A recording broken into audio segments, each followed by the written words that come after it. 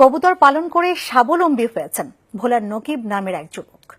2 জোড়া কবুতর নিয়ে শুরু করে এখন খামারে রয়েছে তার অন্তত 1300 জোড়া দেশি ও বিদেশি জাতের কবুতর। নকিবকে অনুসরণ করে অন্যরা উৎসাহী হচ্ছেন কবুতর পালনে। ভোলা থেকে আফজাল হোসেনের পাঠানো রিপোর্ট।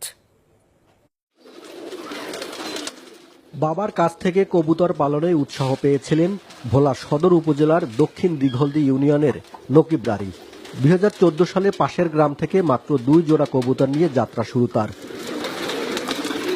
6 বছরের ব্যবধানে এখন তার খামারে রয়েছে অন্তত 1300 জোড়া কবুতর। বগুড়া থেকে আনছি, পাবনা থেকে আনছি, আবার ঈশ্বর দিয়ে আনছি, তারপর আমরা খুলনা গেছি, বিভিন্ন জায়গা থেকে যে প্রোডাকশন কালেকশন করছি আর কি। আমার খামারে বর্তমানে আপনার সর্বোচ্চ 15 থেকে 16,000 টাকা পর্যন্ত জোড়া আছে আর কি। এখন আল্লাহর মোটামুটি আমি ভালোই আছি কবুতর দিয়া, এবং আমার দোকানে যে কবুতর আছে দোকানে নিয়ে বিক্রি করি, লগে দোকানে অন্য মালামালও বিক্রি করি।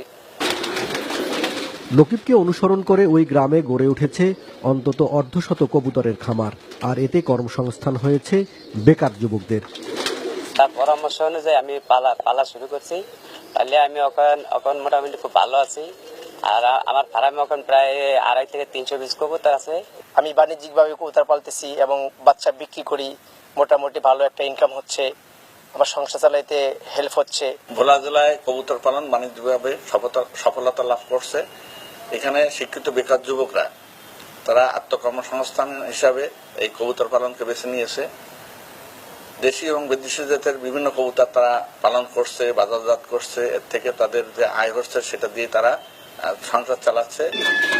বেকার যুবকরা কবুতর পালনে এগিয়ে আসলে একদিকে যেমন কর্মসংস্থানের সৃষ্টি হবে, পাশাপাশি মাদকসহ সব ধরনের সমাজ বিরোধী কাজ থেকে সরে আসতে পারবে বলে মনে করেন জেলা প্রাণী সম্পদ কর্মকর্তা।